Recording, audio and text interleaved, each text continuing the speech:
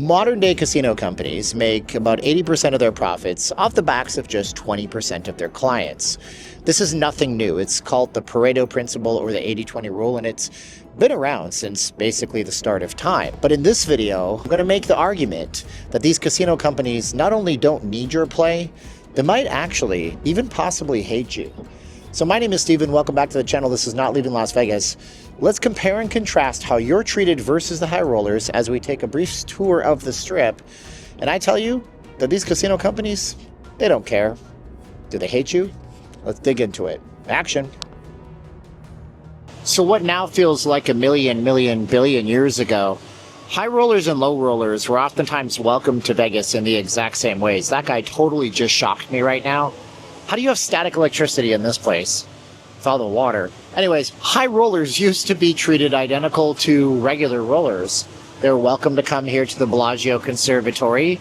They were given free drinks. They were given free comps. All they had to do was play a little bit in the casinos. But times have changed, and Vegas has morphed itself into a massive event destination, one where if you're not spending big or staying big, they could care less about giving you those offers. Just a quick side note story on that effect. I have a friend up in Wisconsin who was given the red carpet treatment all during COVID reopening. That wasn't until the visitor numbers came back, and bit by bit, his host no longer reached out to him. So the offers are coming back for some of the medium range players right now because the economy's in a downturn.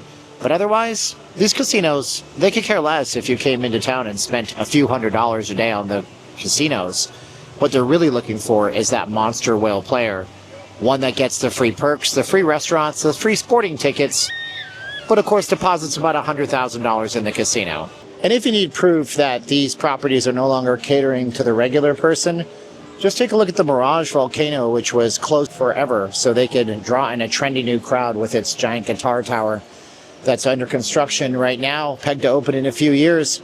Or the fact that there's rumors that the Bellagio fountains could be going away and going to be replaced by high-end retail shops.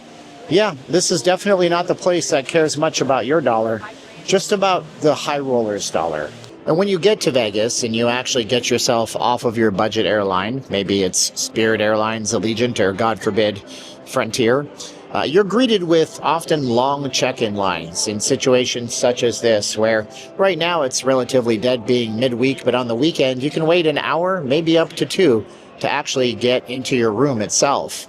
It's either that or you get shuttled over to the automatic keyless, personless, humanless, faceless check-in, where you wait sometimes 30 minutes to an hour for the room to be processed.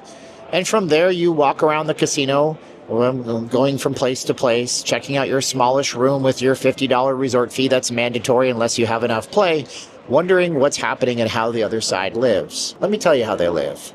They live really good. See, Vegas will pull out all the stops for those people who have enough play. We're talking VIP check-ins, private entranceways. Heck, behind me here at the Bellagio, there's a private unmarked door that goes to where the whales would check in to stay in their whale rooms.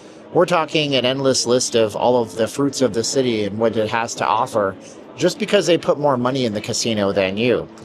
But it's not just about rooms or status, really. It's about how much they actually take from you. Because honestly, Vegas didn't upgrade. It just literally outgrew you and your financial status. You see, Vegas outgrew you, but it still uses you as a way to pay its bills and hedge its bets. As I explained in my last video, and you can find a playlist with some of my videos on exploring the Vegas economy in the first link of this video, just click on it and watch them in a row. As I explained in that video, we have an ecosystem in Vegas that relies on the casino properties taking fees and little bits from you.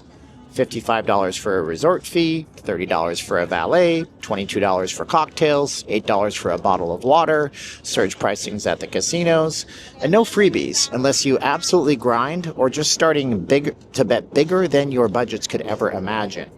And loyalty programs used to offer a lot, especially after the reopening of Vegas after COVID-19.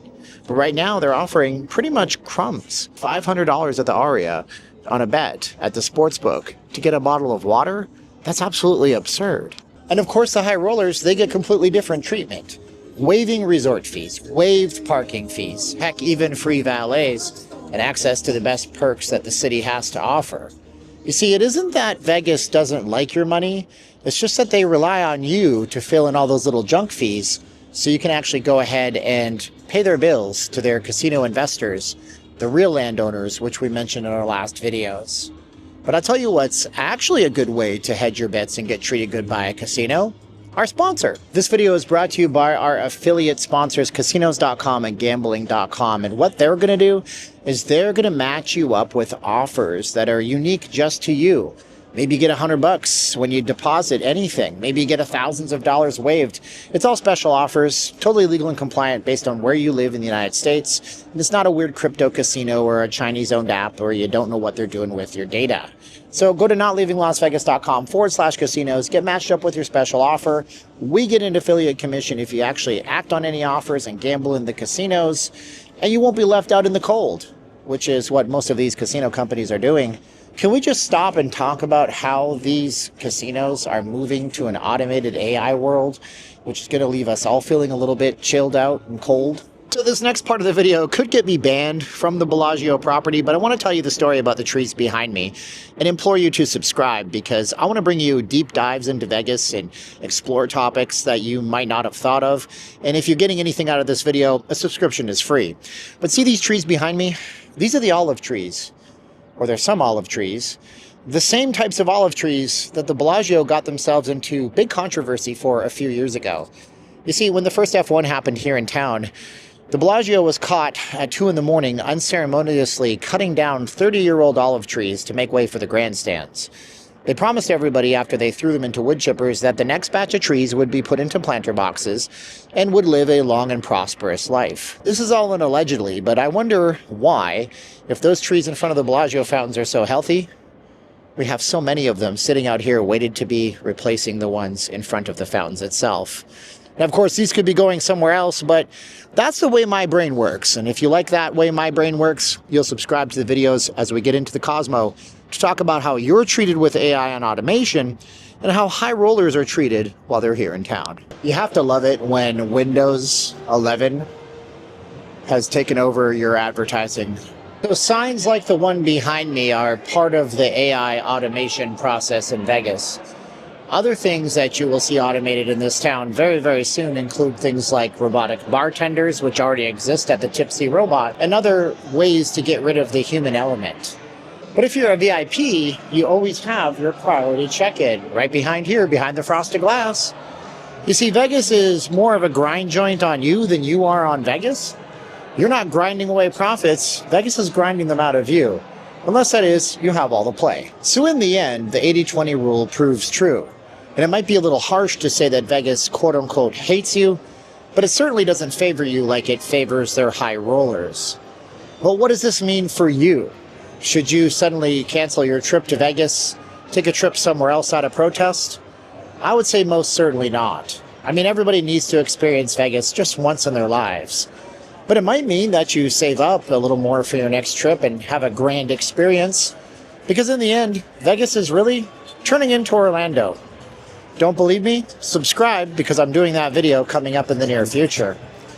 So come to Vegas every few years, enjoy yourselves, but just know that if the play isn't there, you're not getting the same treatment.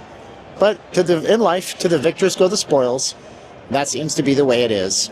If you want to find more about the current modern economy in Vegas and what it really means for you, be sure to click on the first link in the pinned comment by our affiliate link to get a playlist of the business in Vegas and things that have happened around town. I'm sure you'll find them enlightening. Be sure to subscribe if you guys like the video. Until the next time, my name is Steven, coming to you from the Cosmopolitan, walking nervously right past this security guard, wondering if they're going to stop me. As I say, 3, 2, 1, click. Whew.